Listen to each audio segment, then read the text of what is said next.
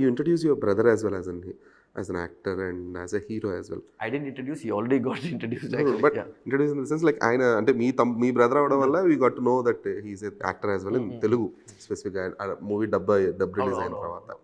Yeah so అంటే fine he is your brother, but what happened to him after that? Nothing, Andy. He became very good producer actually. He's produced a couple of shows, and one of those shows are really, really nice. Hotstar lo tanu busy ga unnadu.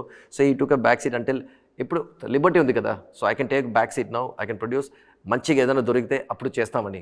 So he's taken his own path, he's taken his own decisions, he's doing it happily.